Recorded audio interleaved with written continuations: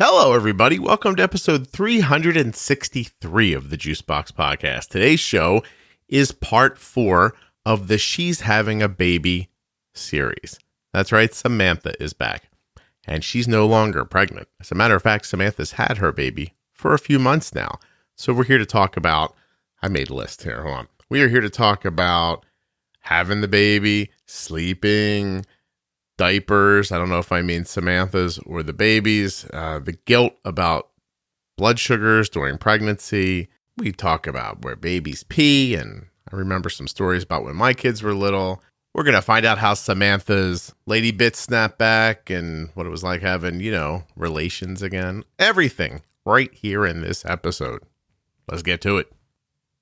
This episode of the Juicebox Podcast is sponsored by the Contour Next One blood glucose meter. Please go to contournext.com/juicebox to find out more. The show is also sponsored by Touched by Type 1, and you can find out all about Touched by Type 1 at touchedbytype1.org.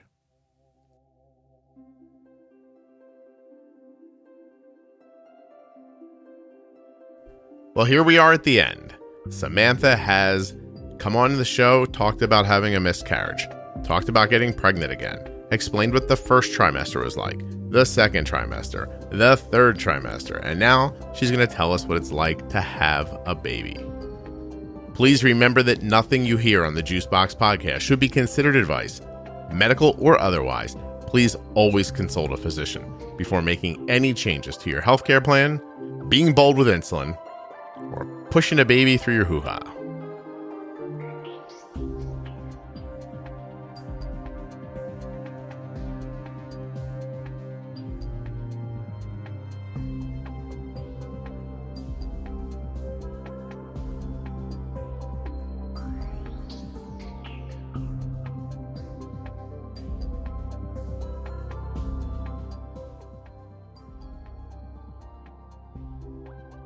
I'm well, but that's not going to be the question of the hour, is it? Who's well? If it's me, we're going to find out how close to kooky you are after having a baby. During a pandemic. Right, exactly. I feel like we know each other. I actually was thinking last night, by the way, we're recording. I've interviewed you more than anyone ever. Maybe Kevin Sayer than you, basically. And Jenny. You have her on. I don't consider that an interview anymore. Jenny and I are just talking. But you're right up there, that's for certain. Let me start by thanking you for giving 4 hours of your life over the last year to do this. Of course. Have you gotten good feedback, Samantha, about this from people? Have you heard from anyone? I have, and that makes me feel like I'm helping at least one person. But a few people have just said that it helped. And I've had a lot of people reach out that are planning on being pregnant or even are pregnant with just saying thank you and sometimes asking advice. Well, that is very nice to hear. Also, because of the time we spent together, I said to Jenny recently, we should do a pro tip about pregnancy. And she's like, oh, that'd be great. So I think that led to all that as well. Also, let's see. Your episodes combined have been downloaded many tens of thousands of times. So, well, that's cool. Yeah. So you're not just reaching the one person that reaches out. There's actually there's some sort of a study that shows that even though there are so many people on the internet, it makes you feel like everybody's on the internet. It's actually a very small percentage of people who can even bring themselves to speak out loud online, to say anything, to even comment or it's a very small percentage of the population. So many, many more people want to hear things, read things, see things, and never should anyone know they were there. So that's very nice. Excellent. Okay. So we're going to have to tell people that you are Samantha and you have been on the She's Having a Baby episodes of the podcast. And I'm going to bring them up here so that I can tell people what episodes they have been. So what we did Samantha did was got knocked up, and then I on purpose, right? It's not like it's not bad Yeah. connotation. And I reached out and said, would it be possible for you to come on at the trimesters and then after you have your baby? So Samantha was on episode 259, right as her first trimester ended, on episode 285 as her second trimester ended, and at 310, how close were you to having your baby? That was in February, so I was like probably 3 weeks. Not long, as I remember. Yeah. Right? We waited right till the end. And then I said, go ahead and, be a mom for a while and then come back on. So when was your son born? He was born on March 6th. March 6th. And today is June 23rd. So I will go April, May, June. And he's like 3.5, maybe months oldish, right around there. Yeah. Yes. Excellent. All right. Well, now we got to get to it, don't we? So first I want to know about first tell me about the birth of your child, please. I want to know what the experience was like. Well, I was supposed to be induced on the 16th of March. So I wasn't planning for him to come early, but I was hoping for him to stay in there just like a week longer because I wanted to get everything like wrapped up at work. So I was ready to be off. Okay. So I wasn't planning for him to come. I was having contractions like throughout the week, like little contractions, which are normal. They're like the Braxton Hicks contractions that get your body ready to like do the real thing. And so I've never had a baby before, so I didn't know what real contractions felt like. Makes sense.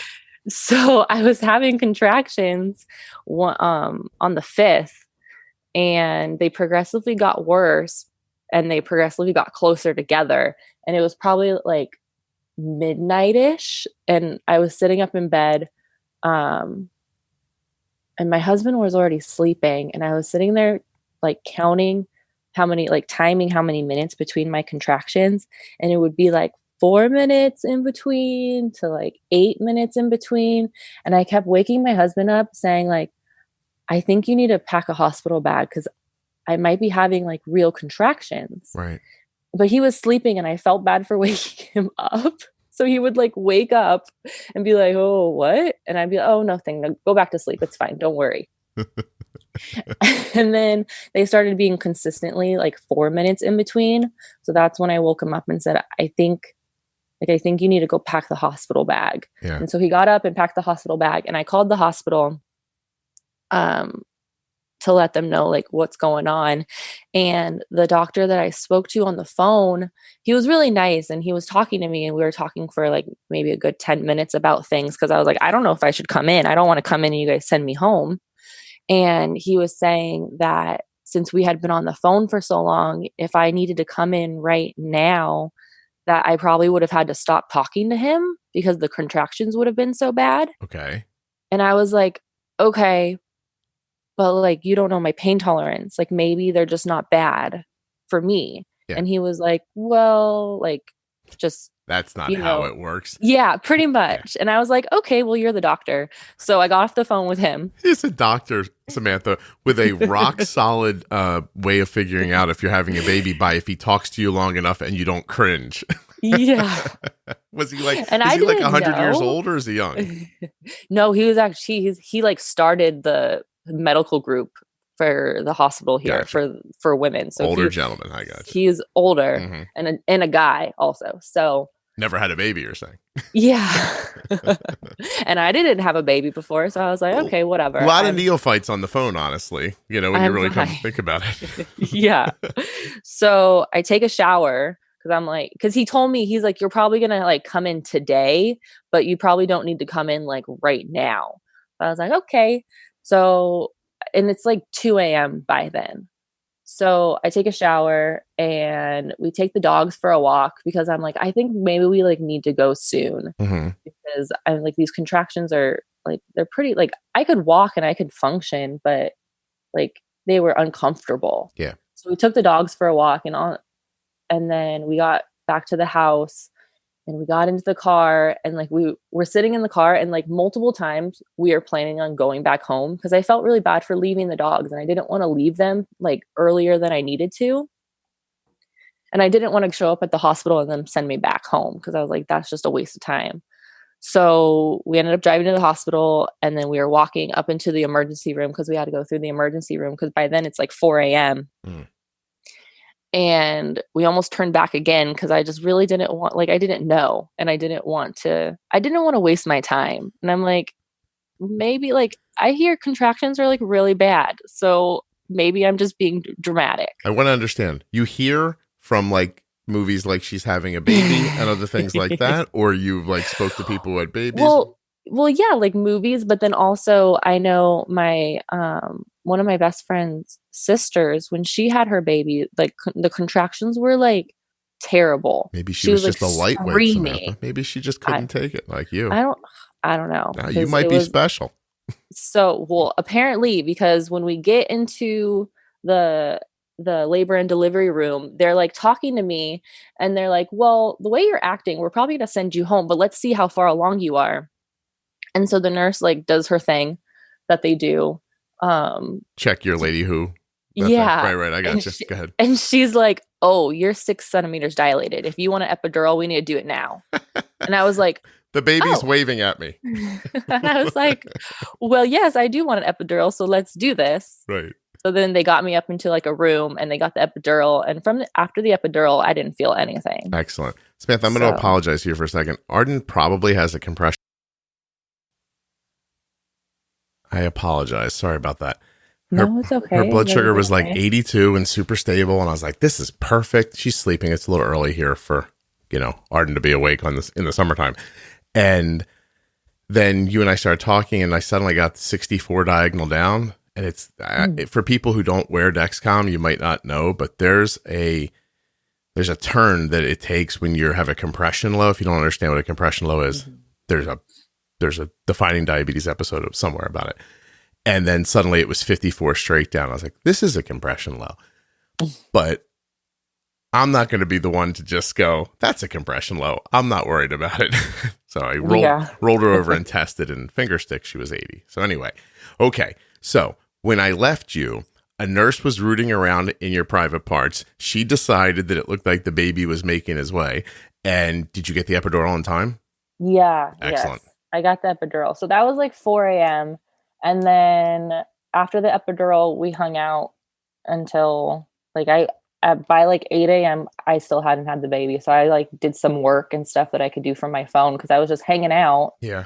And then he made his way into the world, and he was born at 1:25 p.m. So you didn't have to go to the hospital. You would have been fine. You could have slept. Well, I wouldn't have got the epidural. Yeah, so and then you would have been like, and then would have been a different story. Right. Here would have been the story. That whole time that child was alive, you would have absolutely resented him. Like, you have no idea how much it hurts to have a baby, and I'm never going to forget. Okay. So delivery, pretty normal. Any extra stuff?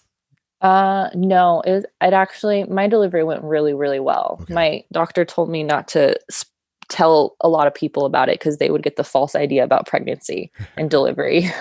Arden was born in like the doctor came in and said, let's just check. It's going to be a while. And then he turned around and went, nope, doing it now. And spun around and grabbed gloves, like very like excitedly. And he's like, it's happening right now. And he thought it was a ways off. And my wife pushed one time and Arden was there.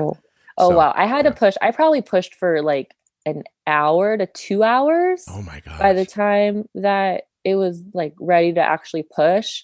But like, yeah. So my OBGYN, she like was coming in and like visiting, and then she had like a surgery to do or something. So she's like, maybe let's wait until after my surgery.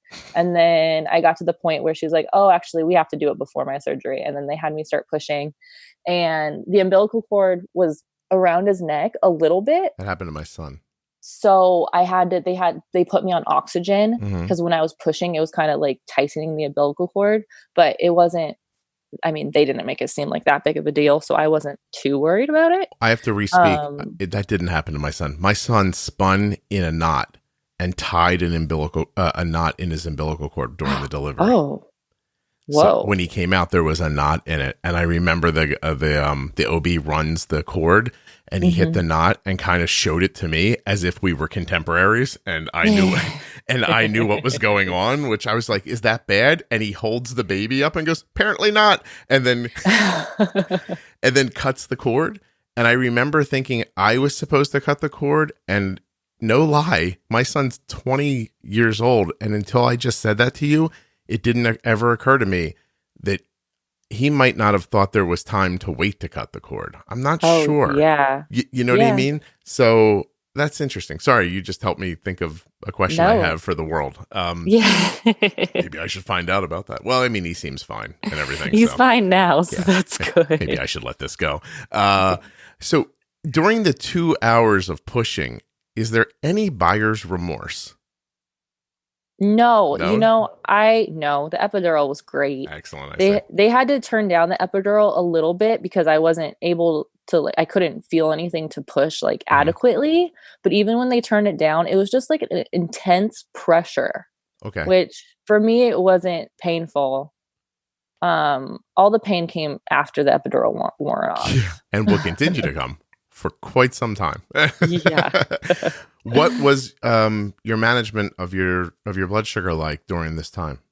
It was actually really, I didn't eat, so that was a big help because my basals are pretty on point. So I have a nice little straight line for the almost 12 hours that I was in labor. Okay. And I controlled everything myself. When I got there, I told them, one of the first things I told them was, I have a pump and I have a CGN, and I'm going to keep it on while I'm in labor, and I'm going to handle it myself. If something goes wrong, you guys, I guess, can take over because that's what you're supposed to do. But unless it's dire, I'm going to be controlling it. My husband knows what to do, so he can also deal with it.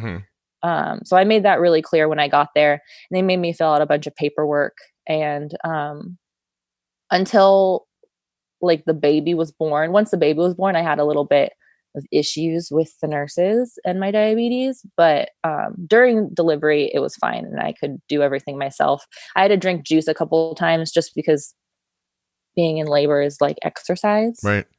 Oh, it's intense. But other than that, it actually, everything went really great. Okay.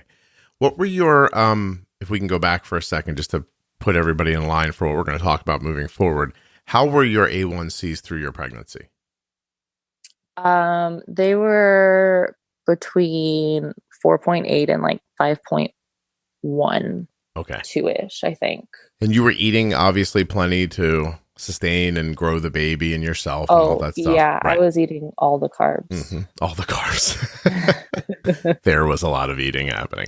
It makes you hungry making a baby. It's yeah. Did you have any weird cravings during the pregnancy that you remember anymore?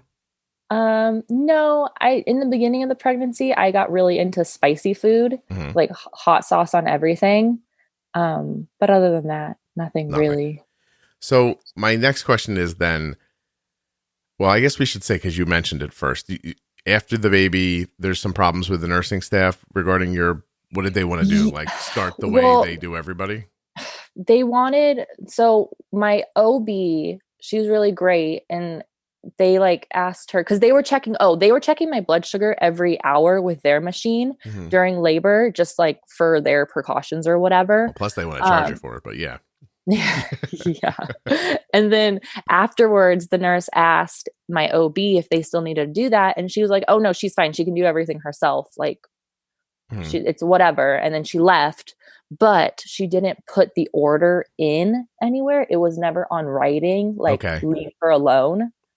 So the first couple nurses let me do my thing. They made me write on this piece of paper, my blood sugars, which I kind of just wrote in random numbers. I will not hold you responsible. Write that 1,000 times on this piece of paper, please. Yeah. And because I knew if they saw any number that they didn't like, they were going to freak out. So I just wrote whatever. And then I got a nurse that didn't understand. Well, none of the nurses understood diabetes. It was really frightening. They were in awe about my pump and my CGM. And I was like, this is kind of the thing these days for like most fortunate people, I guess. Like Acting unless like you can't they afford it. like they saw the first gas-powered automobile. Yeah, it was frightening that they didn't know anything. Oh, geez. So I got a nurse that was really confused, and she decided to go ask another nurse, and that nurse came in like guns blazing, telling me that I needed to write down every single time I ate, every amount of insulin that I gave myself, every time I checked my blood sugar. If my blood sugar was high or low, I needed to like call the nurse and tell them. And I was like, okay, well, what do you consider low or high blood sugar? And she's like, well, what do you consider it? And I was like, I'm a crazy person, so I'm not going to go off of what I consider low or high blood sugar. You start telling her, listen, under 65, I'm not comfortable. Let me just get that out of the way. Yeah. And I don't like my blood sugar to be over about 110. Yeah. And I'm like, I'm so like, what do you like, if you're going to tell me to do all this stuff, like, what do you want? Yeah. And I was so frustrated. I was like, and my husband, like I had to tell him to like settle down because he was getting frustrated. He hates when people try to tell me how to deal with my diabetes.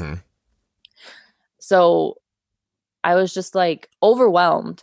And the lady left, and then my normal nurse came in, and she was like, I'm really sorry. Don't listen to her. Whatever you're doing is fine.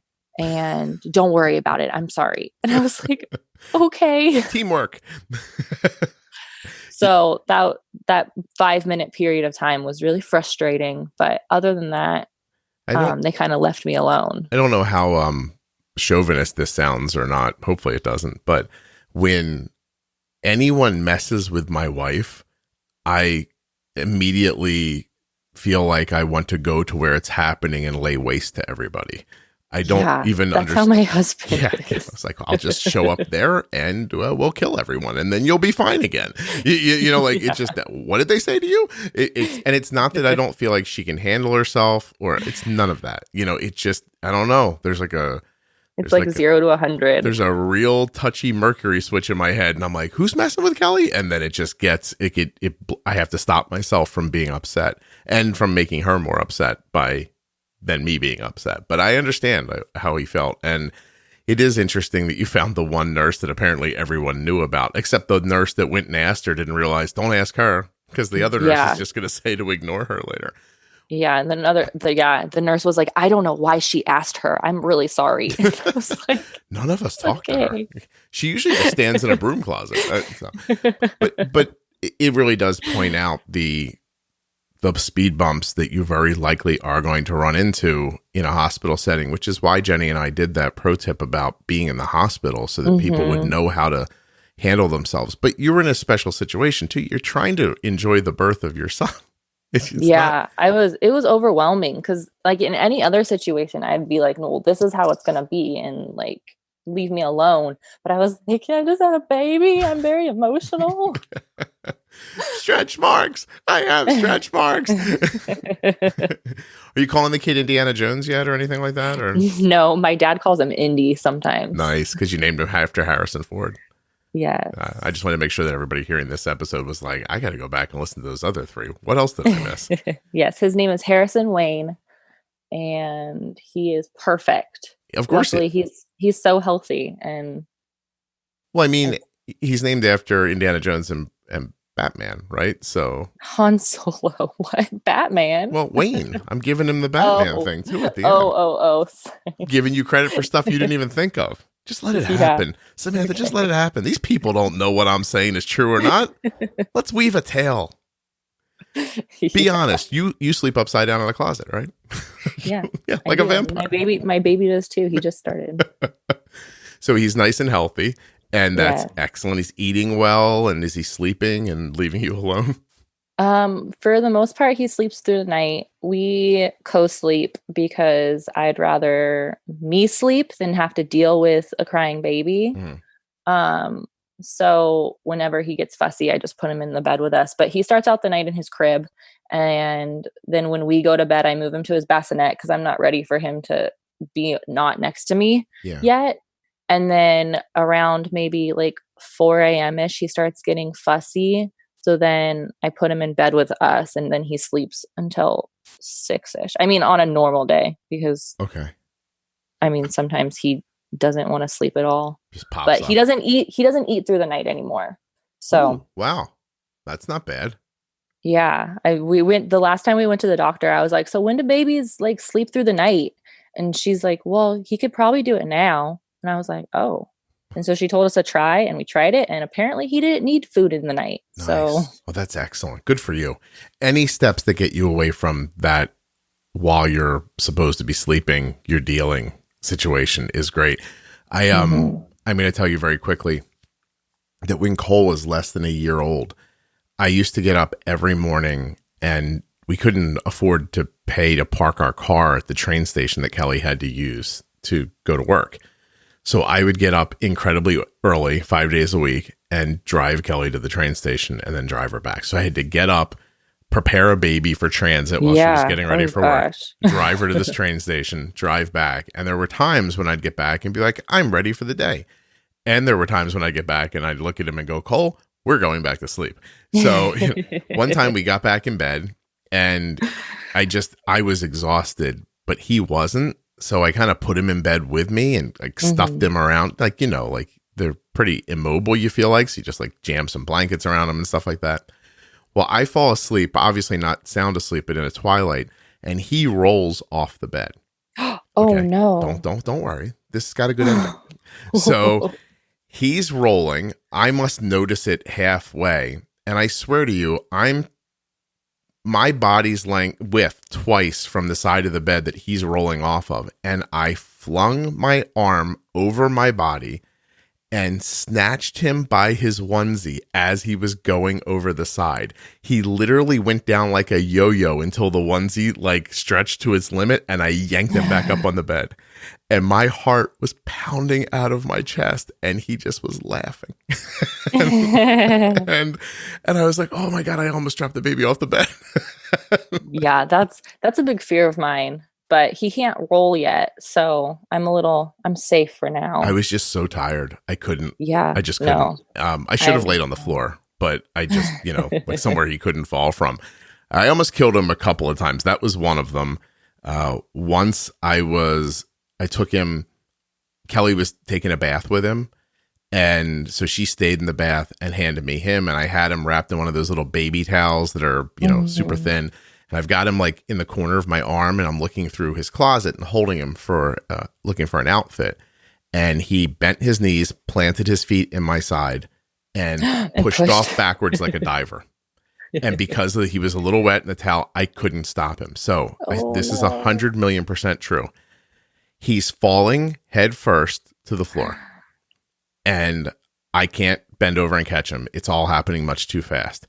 So I sweep his head out from under him, like with a gentle soccer kick, so he lands on his side on the carpeting. Oh my God. Saved that kid's life. He was dead. Trust me.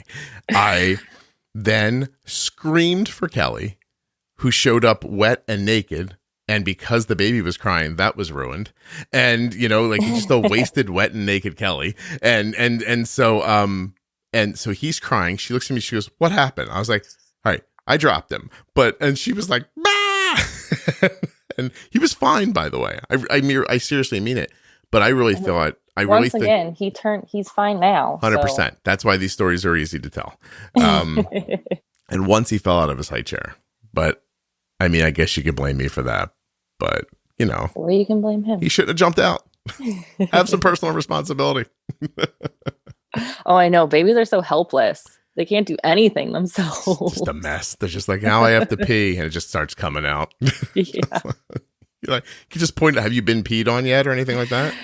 Yeah. When he was a newborn and we were getting up in the middle of the night and like changing him after he ate, we got pee. Well, not peed on me, because the pee usually like went over him. Mm-hmm. So it got on like everything else except for me. Walls. And yeah, my nightstand and everything.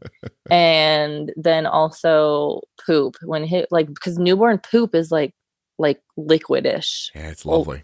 Yeah. So he decided to poop a couple times without his diaper on, and that was fun. Yeah. Well, even Han Solo poops, I guess.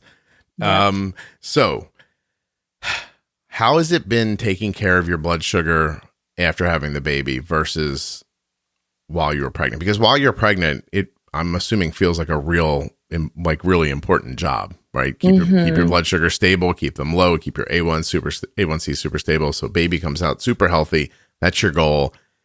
How hard is it to keep doing once the baby's not inside anymore? Today, I would love it if you would spend a few minutes learning about Touched by Type 1. All you need to do is go to touchedbytype1.org, and when you get there, you can check out their programs, their activities, what they're doing for people living with type 1 diabetes, how they raise money to use in search of a cure. They have this great dance program. How are they navigating COVID right now? You can see it all. You can also check them out on Instagram and Facebook. They've got what you call a social media presence. You could be part of it. Just like them, follow them, do what you need to do to be part of what's going on at Touched by Type 1. Everyone who uses insulin. No, what? You know what? Hold on. I should say this. Everyone who has diabetes, whether it be type 1 or type 2, needs an accurate, easy to use, easy to understand blood glucose meter. Everyone needs one. That's my opinion. Now, which one are you going to get? That's up to you. But if I was you, I would check very hard. I would look extremely closely. I would take a micro view of the Contour Next One blood glucose meter. This meter deserves your consideration, your strong consideration, when you're out there buying a meter. Now, meters are funny things, right? We come to think of them as just this device that the doctor gives us. Doctor says you have diabetes. Here, let me give you a prescription for a meter. Give you a meter. Some doctors hand you one out of a drawer. Some doctors are like, I got one of these in the closet. They dig behind some boxes. Is that really where you want to get your blood glucose meter from? The back of a closet? The bottom of a drawer?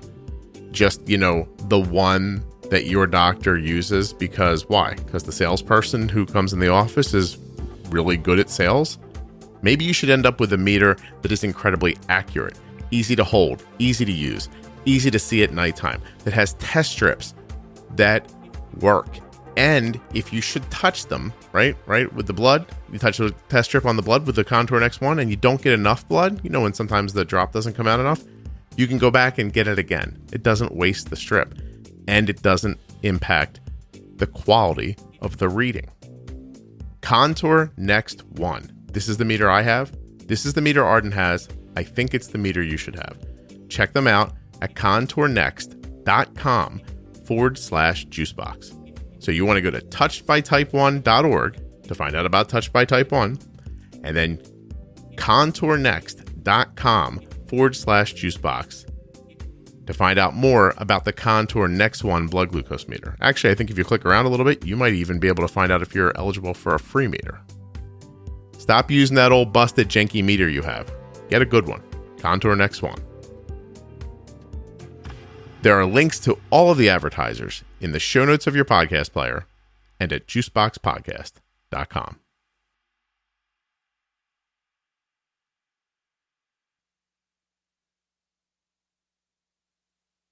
How hard is it to keep doing once the baby's not inside anymore? It's not hard. I still kept my pregnancy goals. Like, I didn't change my Dexcom alarms at all. Mm-hmm. I still try to keep my blood sugar between 80 and 120. So it's not difficult. I just think that the feelings and the reactions I have are a lot different. So when I was pregnant, if I would go over, like the number that I felt comfortable with, I would have like a mini panic attack and feel like I was hurting my baby. Just because everything that happened to us before in our first pregnancy, I was really like scarred about it and really afraid. So I would have guilt, I would have like fear, and I would like half the time I would cry if I got over 140 just because I was so afraid. Wow. And now if I go higher than I like, then it's kind of like whatever. I just like deal with it and move on. And I mean, I get frustrated if it's like a stubborn high, mm-hmm. and I get annoyed with things if I'm high for a while, or if I eat something and I don't bolus correctly for it. So then it messes me up for a couple hours. Okay. But the guilt isn't there and the fear isn't there. And that's like the biggest difference. And it's such a weight lifted off of me. It's like incredible. It's like such a different feeling. The first time I went high after having the baby, it was just, I could tell 100% the difference. You're describing, I think, how a lot of parents feel who are taking care of kids with type 1 too. Like when that number goes up, you start feeling like, oh my God, that's it. I'm killing them. I'm doing it. Yeah. You know, like it's a really palpable feeling. Like it's not pretend. It really strikes you like viscerally. Like oh and my gosh. It's intense and it's hard. And now I don't have that. And it's great. Good. Are you, I mean, I know you're trying to take good care of yourself. You're not like, wow, I can't wait to get back to an 8.5 A1C or something. Like you're not doing that, but No. Is it difficult managing the baby and yourself, especially like in those first few months overnight? I'm wondering see, your blood sugars are stable though. So my blood sugars were fine. And especially in the beginning, like, cause I was breastfeeding in the beginning. And I had always heard that breastfeeding affects your blood sugars. Mm-hmm. And I didn't have any of those issues. Like they didn't, because usually like what I hear is that breastfeeding makes your blood sugar go low. And I didn't have that issue, luckily. So even overnight, I was fine. Okay. When I did have issues, because my husband was home too, because my Harrison was born like the week before we had stay-at-home orders in California. So my husband was on paternity leave, but even after he was done with his paternity leave, he was working from home. So he was always home. And if I had issues, then he was there to help out. But I didn't really have too many issues, luckily. When I ran into issues is when my husband went back to work and was like in the office working, and I was alone with the baby because it was hard for me to take care of myself in terms of like feeding myself because my husband would always make me food. Yeah. And I would deal with the baby. And then once he was gone, like I was working and dealing with the baby, and like I would kind of just forget to feed myself. I see. So then my blood sugars were fine because I wasn't eating, but like myself was not healthy. And I'm still kind of like figuring out how to balance everything. You have to prioritize things, and that is so much easier said than done. Mm-hmm. Because diabetes is fluid and taking care of a baby is fluid too. Like it's hard to put either of those things on a strict schedule. But yeah. I mean, I'm not telling you anything you don't know, but you have to take care of yourself, or that kid's going to get raised by your dog, just so you know. Yeah. So diabetes wise, everything's been pretty fine. I'm getting more frustrated recently with it just because it's exhausting. Mm-hmm.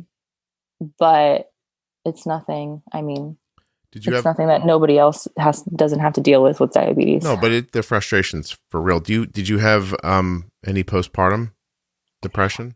I did, in terms of breastfeeding. Breastfeeding was very hard that's kind of diabetes related, because I had to stop breastfeeding because the stress the breastfeeding was putting on me, plus dealing with my diabetes, was way too much. Like during the day, breastfeeding was fine and he did really well. But at night, he turned into like a monster that didn't want to breastfeed correctly. So I was having a lot of issues, and it just got to the point where I was slipping into a depression, and I already have issues with anxiety and depression. So like it was getting bad quick, and I'm able to always, like, I see the cues in myself when I'm getting to that point. And so we made the decision for me to stop breastfeeding. And after that, I like turned into a different person. It was like completely different. I started enjoying feeding him again, and it was a lot better. Breastfeeding and diabetes and new baby, it's a lot. Listen, Kelly found it really difficult too. She didn't have diabetes, and it was really hard for her. Yeah. And Cole wasn't great at it, and there were a lot of different things happening. And it's funny, she was telling a story the other night that for the first like couple of weeks that he was born, she couldn't find like any like connection, like any emotional connection. And then it just hit her all at once, she said. But she describes a lot about like what you were talking about just now too. So, I mean, it's incredibly common, but a lot of people don't have to then take care of their blood sugar on top of it.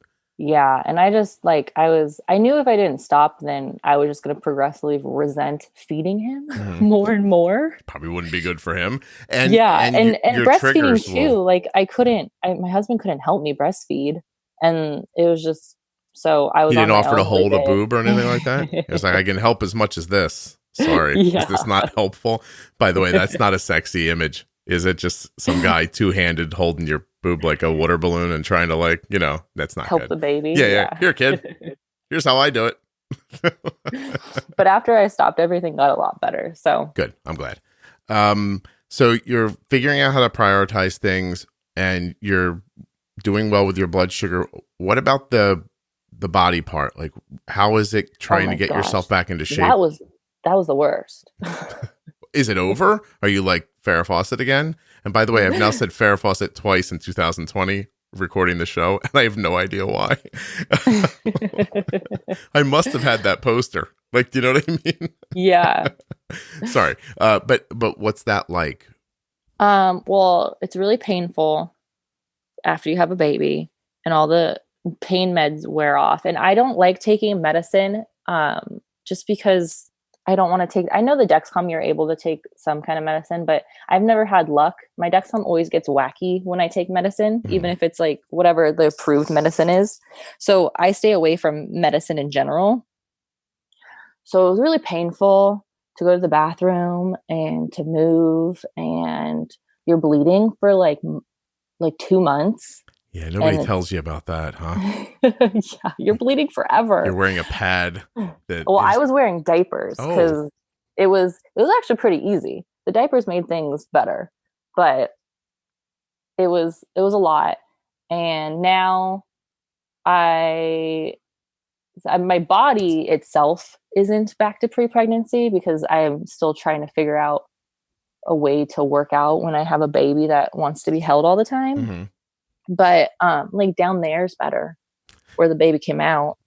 That's excellent. I really wish I'm going to have to call this episode She's Having a Baby, something else to keep it conformed with the other ones. But I do want to call it Down There's Better where it came out. Are you back to using it for other uses? Yeah. Yeah. We waited. I think we waited 8 weeks because I was like, that's how long they say people that get C-sections should wait. So we're just going to wait that long.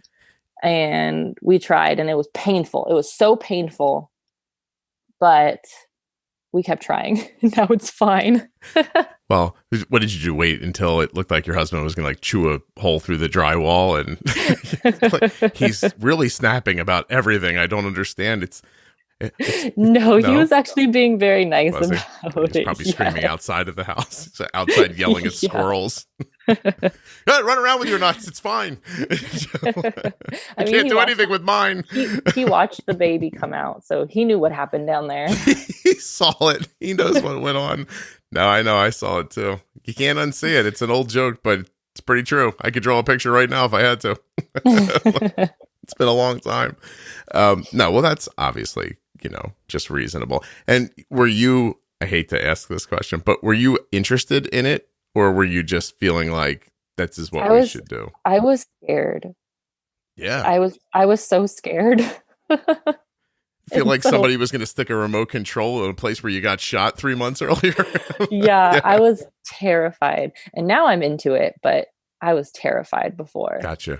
Did he take credit? You just have to get over that fear, and then it'll be fun again. I gotcha. It'll be fun again. Get over the fear and it'll be fun. It's funny. I didn't think of it as being a fearful thing, but I can completely wrap my head around that now that you've said it. So yeah, please. The baby is so big. And up until then, you thought that was so small. My gosh. If he would have stayed in there until I got induced, he would have been so much bigger. He was 8 pounds when he was born. And I feel like he would have just grown a lot. Come out like 3 feet tall. Yeah. Yeah. Did he have any hair when he was born? Yeah, he did. That's one of the things when they checked how far along I was like, does he have hair? And she said, yeah, I feel it. And then when I was giving birth, I don't know if this is too much information. I don't think it's going to be. Go ahead. Okay. So when I was giving birth and he was like kind of popping out, they're like, do you want to feel his head? And I was like, no, that's gross. What is wrong with you people? What do you live But with? then they had me do it anyways. It was slimy and gross and I could have done without it. But what hippie part of California do you live in, by the way? I live in Orange County. No, that's what happened. They were like, do you want all the experiences that we talk about in the magazines? Like, no, thanks. Just get it out, please. Show them to me clean, if you don't mind, too. Like, I know. They come out dirty. Yes. Yeah, it's a bit and then of it's a couple hours until they give them like a little sponge bath. They let him crust up. And babies, and also the thing too is like, I always wondered if like my baby was going to come out and I was going to think he was ugly, like most newborn babies are. Yes. And I was really worried for a second that he was not going to be a cute kid. I think my son's a pretty handsome young man, and my wife describes him at birth as a monkey that looked like his dad. And I was like, oh, I think she's just trying to be hurtful to me, but that's fine. He had a lot of hair. Like Cole had hair in places where it fell off afterwards. Oh yeah. He has a lot of hair too. Like he had, I don't know. I don't think he still has hair, but he used to have hair on his shoulders. He has hair on his ears. He was a very hairy baby and he was very brown when he was first born. Like my husband is half Mexican and he like got all of the Mexican genes. And I was like, holy crap, this kid is not going to look like me at all. Oh, wow. That's, you were just like, oh, fine. It'll just be, people will think we adopted. It's no big deal. And hey, any chance, since we're going through the whole thing, did you poop during the delivery? No, Good I did for not. you. Way to hold it together. Good job.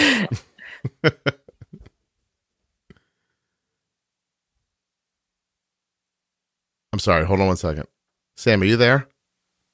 Best guess about what just happened is that I got a call on my cell phone and it rang through to my computer and I think messed everything up. And it muted you for reasons I don't understand, but even though you appeared unmuted on the settings, you weren't. And so all I did was mute you and unmute you, which was stupid. But okay, but it worked and you're being recorded again. So I'm so sorry. That's never happened before. I got to stop that from happening. Actually, I'll put that on my note right here. Things to do, because that is not going to happen again. All right. You were saying pushing was really weird. They kept telling you to push. Oh, yeah. And I didn't really understand how to push. So I was trying to poop because you asked me if I pooped. Mm-hmm. So that's why I got on the subject. And so I was trying to push that way because that was the only kind of pushing I understood. And I didn't poop. Could they tell that you were pushing incorrectly at that moment? Yeah. She said that she could see it like me pushing and then it retracting. So I was sucking the baby back up. Honey, it's going to stay in there forever if we do it like this. So, can you describe what pushing is like? Is it more from your abdomen or? Yeah. I think, it's like you're pooping, I guess. So you've done it and you can't explain it. Yeah. I don't know. Gotcha. I don't think I'd have the same issue if I ever had to do it again. Are we just lucky the baby's even here is what you're saying? Yeah. He's not 4 months old inside your stomach right now, which I don't think technically is possible. But so you just said, if I ever did it again, have you had that conversation? I don't think we're going to be, I don't plan on having another baby. Just because of what happened with the first pregnancy and then this pregnancy went so well and how stressful it is to have diabetes and be pregnant. Mm-hmm. And how wonderful Harrison is. I don't need to be greedy and have another one. That's it. One's enough. Yeah. And also I don't think I love him so much and I don't want to have to divide my time. Yeah, that's hard. It really actually is incredibly difficult. And when you're parenting one person and they have different, needs and mm-hmm. personality traits, and then there's another one. So you do one thing for one because that's the thing they need. And then the other one's like, why do you do that for them? I'm like, well, you don't need that thing. You have other things you need. and we do those things for you, and it's exhausting. Like it really is. Yeah. And so I just want to put all my energy into him, and then he'll grow up, and then my husband and I will still be young when he's older. So then we can go like do stuff, That's a really nice way to think about it. I am older than you. So what I think is when my children grow up, hopefully one of them can afford to buy an apartment for me. My wife's obviously going to kick me out of here at some point. And, how long is she going to put up with this? It can't be much longer. And then I need one of the kids to foot the bill for a while. That's what I'm thinking. And then you have two chances. If one of them won't do it, hopefully the other one will. No, if one bails, they'll set up a fortress around. They'll be like, look, he said no, she said no. I don't see why I should break the trend. But honestly, one of the things that you find yourself worried about as they get older is, I guess if you like them, is that they're going to go somewhere. Like it might be college or to work or, anywhere in between those ideas, and they could resettle somewhere else. Mm-hmm. And so as you're getting older and you realize your home was great for raising children, but it might not be great for when you're 65, you think maybe we need to leave this house and go somewhere else, or, but how do we move not knowing where they're going to land? Yeah, that's true. And then you have more than one, and you start thinking about, well, can we wait till they both get somewhere and then just find a central point between them? Right. What if they settle in different places? Yeah, see? Bastards. They probably will, right? And so how do you split the difference to be able to still see them? And then there's this small part of you in the back of your head that realizes, I don't see my mom that often, and I'm probably not going to see these kids as often as I think I'm going to when they get older. And it's very, it's disheartening. At some point it feels like you were alive to get them to, I don't know, a point where they can live their life. Right. But I know. And every time I have to not last night, the night before last night, Harrison was being really fussy and he just didn't want to sleep in his crib. And usually he goes to bed at 8:00, and my husband and I stay up until maybe 10-ish or however long I can make it. Crazy people. To hang out and watch TV and stuff. And the night before last, Harrison didn't want to sleep in his crib at all. So I told my husband, I was like, I just need to go to bed with him. I'm sorry, you're going to have to eat dinner yourself, and I'm going to go upstairs. And I told him, I was like, well, one day he's not going to need us at all, pretty much. Yeah. So this is only a chapter that they're this needy. And I mean, they'll grow up and still need us. But if he needs me to go lay in bed with him and sleep with him so he can sleep, then I'm going to do it. There's this, it'll actually happen a little sooner than you think. There's this moment when they're in their, 13-ish range, where they just want to be by themselves a little bit. Mm-hmm. And then they're in the house, but you don't see them. Hold on one second. Excuse me. And that's even bizarre. It's a really weird feeling that they're here, but they're not with you. Yeah. And so then you kind of feels like that every step of it is to help you emotionally distance yourself so that you don't lose your mind when they just go to college. Yeah. And still, I just cried for 40 minutes driving home from my son's college when I dropped him off. It got embarrassing at one point.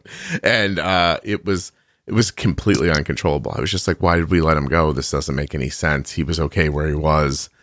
Even though I felt like I put him in a good place and he was going to have success, which 2 years later has proven to be true so far.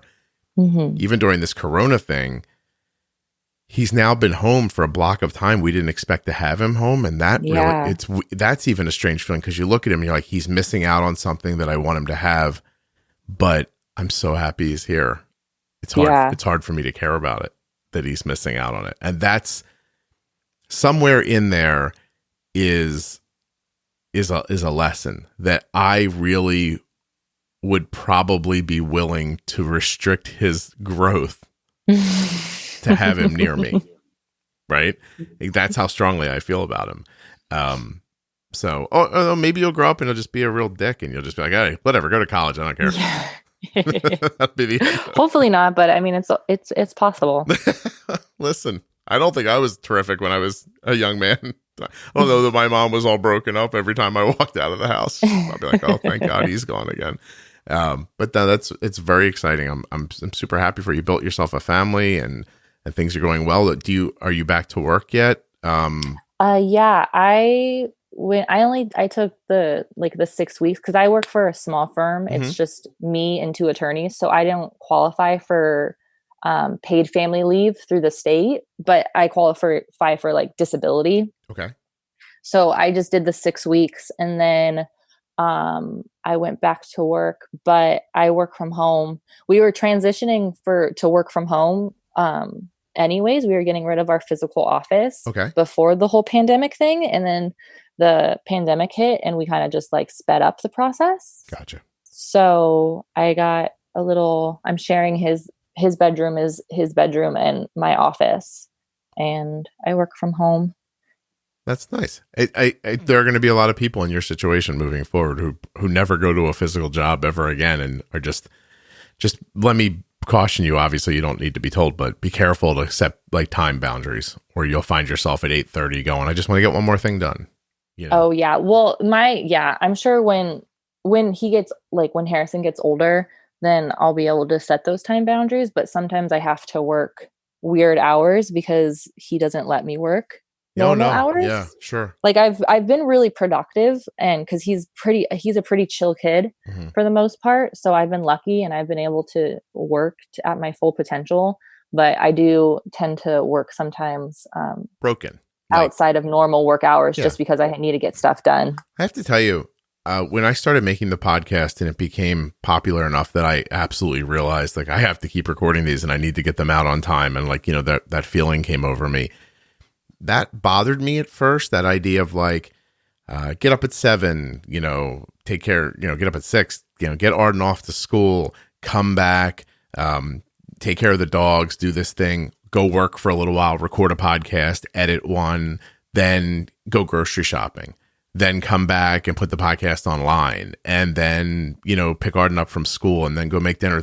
It all felt very kinetic to me at first, like in a bad way, but I got used to it and I like it now. I don't see my days anymore as 8-hour chunks.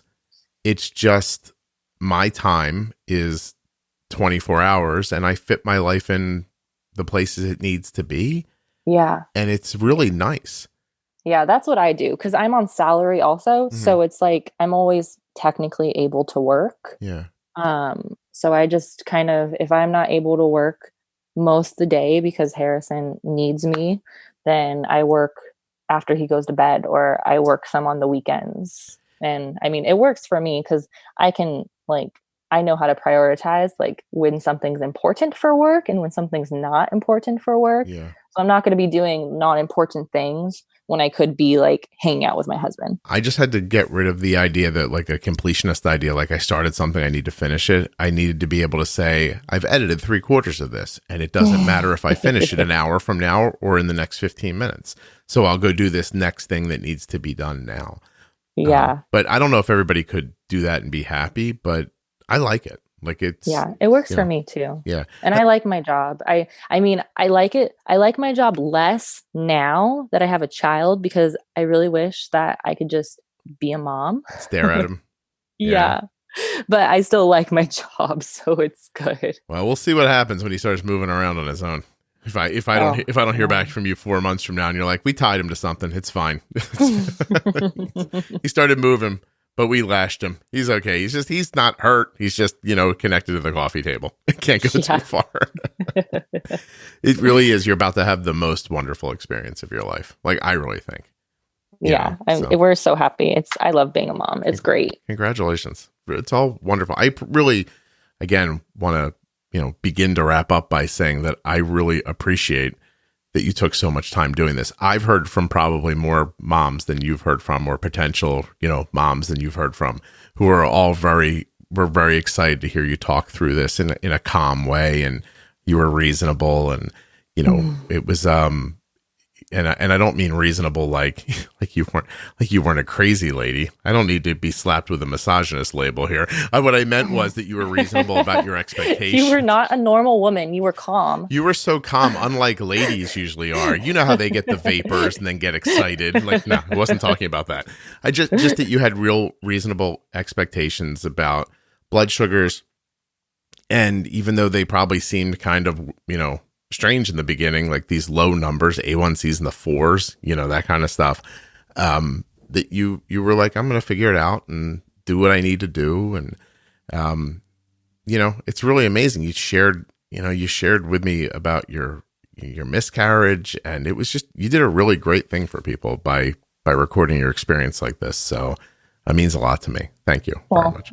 I mean, thank you for asking me to be on the podcast. And I just want people to know that it's really hard to be pregnant and have diabetes, but it's doable and it's so worth it. So as long as you're willing to put in the effort, if you have diabetes and you don't want to work hard and deal with what you have to deal with, don't do it. But if you're willing to do the work, then it's totally worth it in the end. Put a face to that for me. The work. Never missing a pre-bolus, not letting a blood sugar stay high, being diligent. Is that it?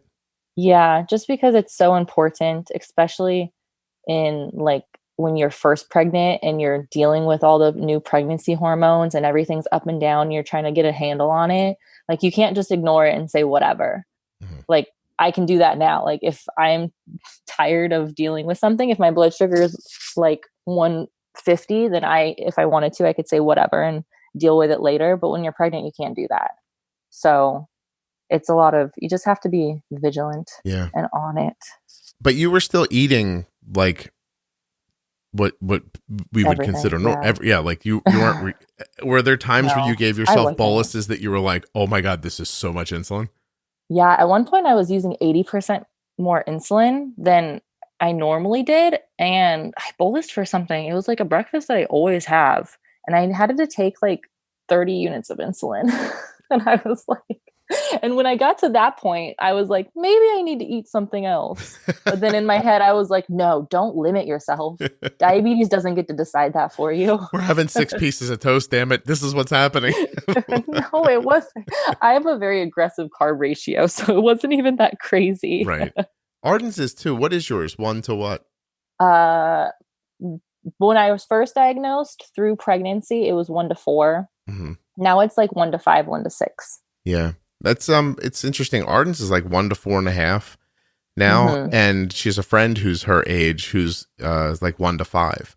And they're young girls. They're in terrific physical condition. They're not, they're not crazy eaters or anything like that. It's nothing. Yeah. It's nothing wow, we need so much insulin because they're eating, a Pop-Tart with a Twinkie on top of it. It's not like that. And, and they still, their ratios are really interesting.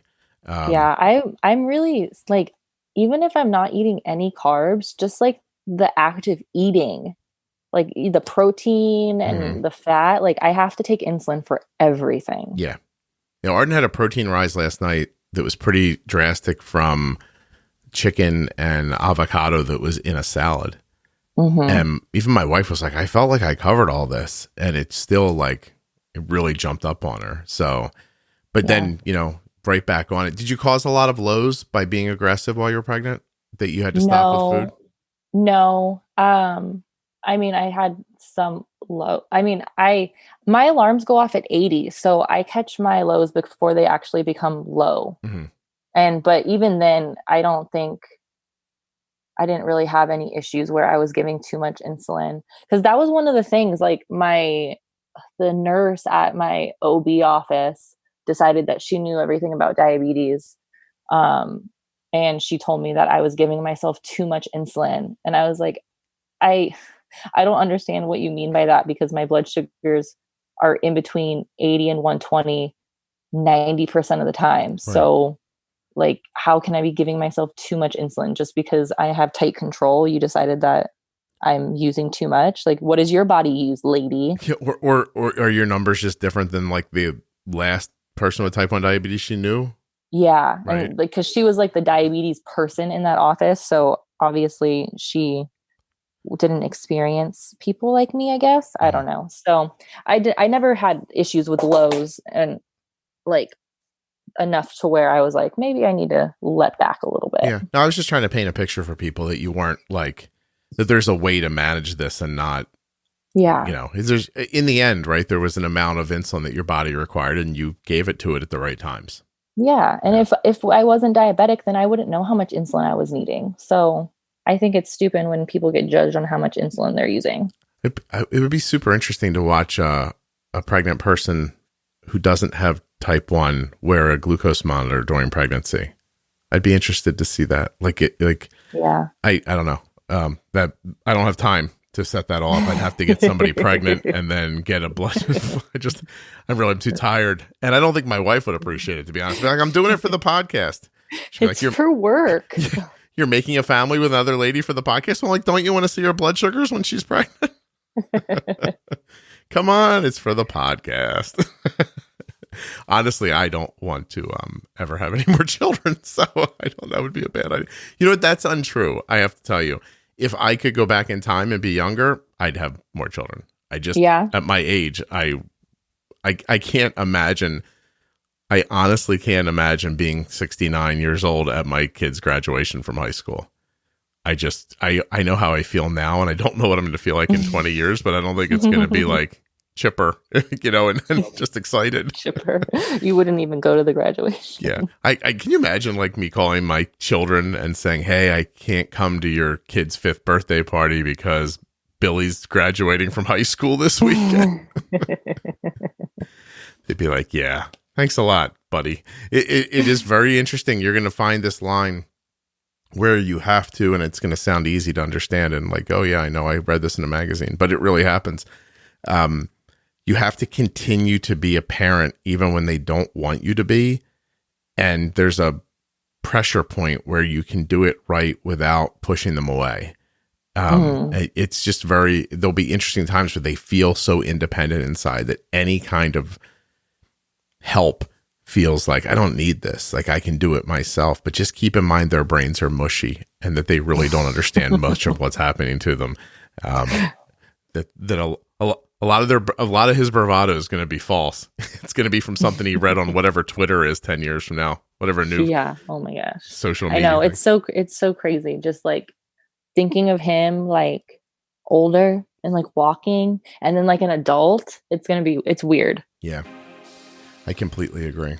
Well, I really appreciate this. I want to ask you about something that I don't want to be on the podcast, so I'm going to say goodbye to you, and then I'm going to ask you to hold on for 1 second. Okay. Again, thank you so much. Oh my God, just have the greatest life. Thank you.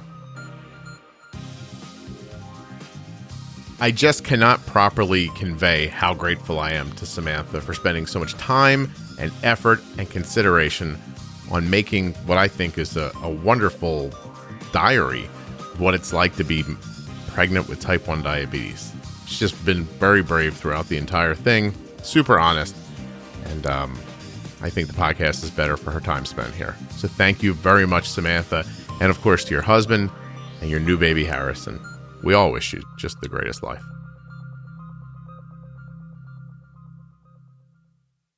Thanks to Touched by Type 1 and Contour Next One for their sponsorship.